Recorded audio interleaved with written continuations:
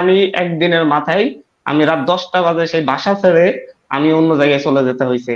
কারণ আমি জানতাম যে বাধ্য করে আমাকে ওখানে নিলে আমাকে বসিয়ে তারা একটা নাটক সাজাবে, যে নাটকটা আমাদের সমন্বয়ক সিনিয়র সমন্বয়কদেরকে নিয়ে সাজাইছে, ডিবি অফিসে নিয়ে যে আন্দোলন প্রত্যাহার করতেছে। তো স্বীকারই করে নাই যে এখানে হত্যার শিকার হয়েছে শিক্ষার্থীরা। সেই জায়গা থেকে তারা কি হিসাবে মানে কোন বিবেচনায় রাষ্ট্রীয় শোক পালন করে? আজকে আপনারা দেখেছেন বাংলাদেশের ছাত্র, শিক্ষক, বুদ্ধিজীবী, জনতা প্রত্যেকেই এর প্রতিবাদ জানিয়েছে। তারা তাদের ঘরে, জানি না মানে বিশ্বের কোথাও কোন রাষ্ট্রে কোন স্বৈরতান্ত্রিক রাষ্ট্রে এমনকি উত্তর কোরিয়াও কখনো হয়েছে কিনা যে হচ্ছে স্নাইপার দিয়ে, হেলিকপ্টার দিয়ে গণহারে গুলি করে মানুষের উপর গুলি করা হয়েছে। পরিস্থিতি সম্পর্কে কি বলবো, সব তো আপনারাই দেখতেছেন। আসলে দেশে একটা মনে হয় যেন যুদ্ধাবস্থা বিরাজ করতেছে। যেখানে যাই সেখানেই ট্যাঙ্ক, যেখানেই হাঁটতে যাচ্ছে সেখানেই বিজিবি, র্যাব, যেখান থেকে ইচ্ছা যাকে ইচ্ছা তুলে নিয়ে যাচ্ছে, গুম করে দিচ্ছে। মন চাচ্ছে যে হচ্ছে আমি 39 ঘন্টা পর সামনে আনবো, 39 ঘন্টা পর সামনে আনতেছে। যাই মন চাই, মানে দেশে কোনো আইন বিচার ব্যবস্থা বলতে কিচ্ছু নেই। মেইনলি হচ্ছে আজকে আমরা স্বাধীনতার পাই 53 বছর পরে এসে আমরা এখানে স্বাধীনতাকে খুঁজতেছি। আমরা তরুণরা যখন হচ্ছে কোন একটা যৌক্তিক দাবি নিয়ে রাজপথে নামি, তখন আমাদেরকে মানে দমন করার চিন্তা করা হয় কিভাবে, মানে হচ্ছে রাষ্ট্রের জায়গা থেকে এটা কিভাবে আসে সেটা মাথায় ধরে না। আমি তখন বলছিলাম যে হচ্ছে আমাদেরকে যখন সংলাপের জন্য ডাকা হয়েছিল সেদিন আমাদের 3জন সমন্বয় সহ সমন্বয় যদিও গিয়েছিলেন, আমাকে ডিবি অফিস থেকে ফোন দেওয়া হয়েছিল যে হচ্ছে আপনারা আসেন, মন্ত্রী মহোদয়া কথা বলবেন। আমি ওনাকে বলছিলাম যে হচ্ছে মন্ত্রী মহোদয়ের সাথে কথা বলার জন্য আমরা এর আগে বারবার বলেছি, এখন আজকে 150 স্টুডেন্ট মারা যাওয়ার পরে আপনারা আমাদেরকে সংলাপের জন্য আহ্বান করতেছেন কেন? এই সংলাপের জন্য কি আমাকে একটা স্টুডেন্টের মৃত্যুর আগে ডাকা যেত না? আমরা আলাপ আলোচনা করতাম, একটা সিদ্ধান্ত নিতাম। ওনারা আমাদেরকে কোনো প্রত্যুত্তর দেন নাই। আমরা বলছিলেন যে হচ্ছে তুমি লাইফে সেটেল হওয়ার জন্য যাই কিছু লাগবে সবকিছু পেয়ে যাবে, তুমি যদি আজকে আসো বা ইয়ে করো। আমি জানি না আমাদের যারা গেছে তারা কিন্তু এরকম ফাঁদে করে যান নাই, তাদেরকে বাধ্য করে নেওয়া হয়েছে, আমরা যতটুকু পরে জানতে পেরেছি। মানে জোর করে আমাকে পরে ধমক দেওয়া হয়েছে যে আমি যখন এটাকে ডিনাই করছি যে হচ্ছে আমি রক্তের সাথে বেইমানি করবো না, যারা রক্ত জড়িয়েছে তাদের সাথে বসবো না, তখন আমাকে বলছে তোমার লোকেশন আমাদের জানা আছে, আমি আমরা চাইলে তোমার যে কোনো মুহূর্তে নিয়ে আসতে পারি। তখন আমি একদম ক্লিয়ারলি রাত 10টা বাজে তখন প্রায়, আমি তখন হচ্ছে আমার একটা বাসায় ছিলাম। আমি তখন হচ্ছে 90টা বুলেট খেয়েছি। আমার পা থেকে একদম পায়ের কোমর থেকে শুরু করে হাঁটু পর্যন্ত সর্রাগুলি যেটাকে বলে, মানে সরি হাঁটু না, একদম পায়ের নিচ পর্যন্ত সর্রাগুলি 90টা গুণে, একসাথে 90টা গুণা হয়েছে। তো এই 90টা বুলেট নিয়ে আমি একদিনের মাথায় আমি রাত 10টা বাজে সেই বাসা ছেড়ে আমি অন্য জায়গায় চলে যেতে হয়েছে। কারণ আমি জানতাম যে বাধ্য করে আমাকে ওখানে নিলে আমাকে বসিয়ে তারা একটা নাটক সাজাবে, যে নাটকটা আমাদের সমন্বয়ক সিনিয়র সমন্বয়কদেরকে নিয়ে সাজাইছে, ডিবি অফিসে নিয়ে যে আন্দোলন প্রত্যাহার করতেছি। আর এরপরে হচ্ছে দেশের এখন যে পরিস্থিতি, আমরা আজকে পত্রিকায় দেখলাম যে হচ্ছে প্রায় 2,13,000 জনের বিরুদ্ধে ঢাকা শহরেই মামলা হয়েছে। মানে যাকে ইচ্ছা তাকে আপনি ধরে নিয়ে যেতে পারবেন। স্টুডেন্ট প্রত্যেকটা বাসায় গিয়ে খোঁজা হচ্ছে স্টুডেন্ট আছে কিনা। বাংলাদেশে এখন শিক্ষার্থী হওয়াটাই মনে হয় যেন অপরাধ। মানে বিষয়টা এমন পর্যায়ে, আমি জানি না 69-এর গণ অভ্যুত্থান দেখেছেন হয়তো, আমার এখানে যারা এসেছেন 69-এর গণ অভ্যুত্থানে এত মানুষ মারা গিয়েছে কিনা আমি জানি না, 52-এর ভাষা আন্দোলনে এতজন শিক্ষার্থীকে হত্যা করা হয়েছে কিনা আমি জানি না। তারপরও নির্লজ্জের মতো সরকারের উচ্চ পর্যায় থেকে, স্বরাষ্ট্রমন্ত্রী থেকে, আইনমন্ত্রী থেকে, মানে স্বরাষ্ট্রমন্ত্রীর ন্যূনতম লজ্জা নেই। আমি যেটা বলবো ন্যূনতম তার মধ্যে মানে হচ্ছে অপরাধ বোধ নেই। তারা এখন মানে হচ্ছে আবার যে শিক্ষার্থীদেরকে হত্যা করা হয়েছে, সেই যে শিক্ষার্থীরা তাদের সহযোদ্ধাদের সাথে, সহপাঠীদের সাথে রাস্তায় নেমেছে, যে অধিকারের জন্য নেমেছে, সেই শহীদদের সহযোদ্ধাদেরকে, সহপাঠীদেরকে গণহারে গ্রেপ্তার করে, যাকে যেখানে ইচ্ছা মানে হচ্ছে গুম করে, যেভাবে ইচ্ছা সেভাবে আটকে রেখে ওনারা রাষ্ট্রীয় শোক পালন করতেছেন। মানে হচ্ছে এটা কোন ধরনের শোক, রাষ্ট্রীয় শোক ছিল আজকে? মানে হচ্ছে একটা তামাশা ছাড়া আর কিছুই নয়। রাষ্ট্র কি স্বীকার করছে যে বাংলাদেশে একটা গণহত্যা হয়েছে? রাষ্ট্র কি স্বীকার করছে যে হচ্ছে বাংলাদেশের পুলিশ, র্যাব, বিজিবি ক্র্যাকডাউন চালিয়েছে?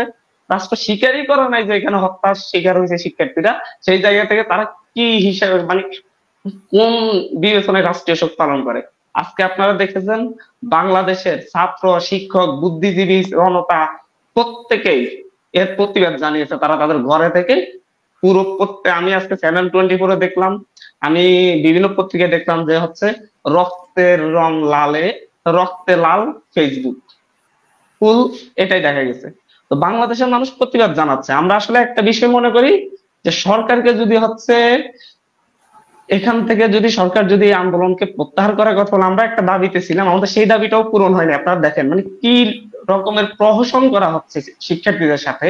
আমরা এক দফা দাবিতে আন্দোলন করতেছিলাম, আমাদের দাবি ছিল হচ্ছে কোটা কথা নিয়ে যে বারবার প্রজ্ঞাপন পরিপত্র খেলা হচ্ছে, ছাত্রদেরকে বারবার রাজপথে নামানো হচ্ছে, সেটা থেকে বের করে আনার জন্য শিক্ষার্থীরা সহ সাধারণ শিক্ষার্থী, মুক্তিযোদ্ধা যত ধরনের স্টেক হোল্ডার আছে, বুদ্ধিজীবী সহ শিক্ষক সহ প্রত্যেককে নিয়ে একটা কমিশন গঠন করে আলাপ আলোচনার মাধ্যমে একটা কমিশনের রিপোর্ট অনুযায়ী যেন একটা সংসদে আইন পাস করে ওটাকে একটা পর্যায়ে মানে স্থায়ী সমাধান করা হয়। আমরা এরকম দাবি করেছিলাম, মানে আমাদের এক দফা দাবি এটাই ছিল। কিন্তু তারা আমাদের সেই দাবির প্রতি কোনো কর্ণপাত করে নাই। তারা 2018 সালের আগের মাথায়, যে আমি রাগের মাথায় কোটা বাতিল করে দিয়েছিলাম, এখন আবার ক্ষোভে উনি কোটাকে 7% নিয়ে আসেন, পরিপত্র জারি করে। কোনো স্থায়ী সমাধান না, যে কোনো সময় মন চাইবে 7% আবার 70% করে ফেলতে পারবে। কারণ এটা হয়তো যে যদি গভর্নমেন্টের উপর যদি বিশ্বাসটা শিক্ষার্থীদের থাকতো তাহলে ঠিক আছে, না গভর্নমেন্ট 7% আনছে আমরা মেনে নিচ্ছি, বাট গভর্নমেন্ট তো সেই বিশ্বাসটা রাখে নাই। গভর্নমেন্ট 2018 সালে বাতিল করে, 24 এসে বলতেছে আগের মাথায় বাতিল করেছি। এখন উনি কোন ক্ষোভে বাতিল করেছেন সেটা তো আমরা জানি না। একটা ক্ষোভের কারণে যদি এখন বাতিল করে থাকে, আবার 2028 সালে এসে আবার আমাদের পরবর্তী প্রজন্ম যারা ঢাকা এই শিক্ষার্থী থাকবে, তারা তখন আবার যখন হচ্ছে তিনি মনে করেন যে আমি তো ক্ষোভের মাথায় তখন করেছিলাম, এখন আবার তাহলে এটাকে বাড়াই আনি বা হাইকোর্টকে ব্যবহার করি, যা কিছু ইচ্ছা তাই করি, তখন আবার শিক্ষার্থীদেরকে রাজপথে নামতে হবে। এখন প্রায় 1000 সাধারণ মানুষরা শিক্ষার্থীরা জীবন দিয়েছে, তখন আবার মনে হয় হচ্ছে হয়তো 2000 জীবন দিতে হবে। মানে এই রাষ্ট্রটাকে এমন একটা পর্যায়ে নিয়ে যাওয়া হয়েছে। আমি ক্ষোভের জায়গা থেকে বলতেছি, আমার জন্ম 2000 সালে, স্বাধীনতার 30 বছর পরে বাংলাদেশের রাষ্ট্রটাকে এমন একটা বিভাজনে বিভাজিত করা হচ্ছে, শুধুমাত্র ক্ষমতাসীন দলের ক্ষমতাসীন দলের সুবিধাভোগীরা, যারা ক্ষমতাসীন দলকে সার্ভ করতে পারবে, যারা লাঠি সোটা নিয়ে হামলা করতে পারবে, তারাই এই দেশের দেশপ্রেমিক। আর কেউ দেশপ্রেমিক না, প্রত্যেকে রাজাকার, প্রত্যেকেই মানে হচ্ছে দেশদ্রোহী। এটা মানে হচ্ছে আর বিশ্বের কোন রাষ্ট্রে এরকম নির্লজ্জতা, এরকম মানে হচ্ছে একটা তরুণ প্রজন্মকে স্বাধীনতা, আমরা যারা আন্দোলন করছি কারোরই স্বাধীনতার মানে হচ্ছে 25 বছর পরে জন্ম হয়েছে, কারোরই এর আগে হওয়ার কথা না। মানে যারা আন্দোলন করছে তারা নাকি স্বাধীনতা বিরোধী, রাজাকারের মানে এইসব বিষয়টাকে গভর্নমেন্টকে মানে এইসব বিষয় প্রত্যেকটাকে করতে হবে, একটা জাতীয় সমাধানে আসতে হবে।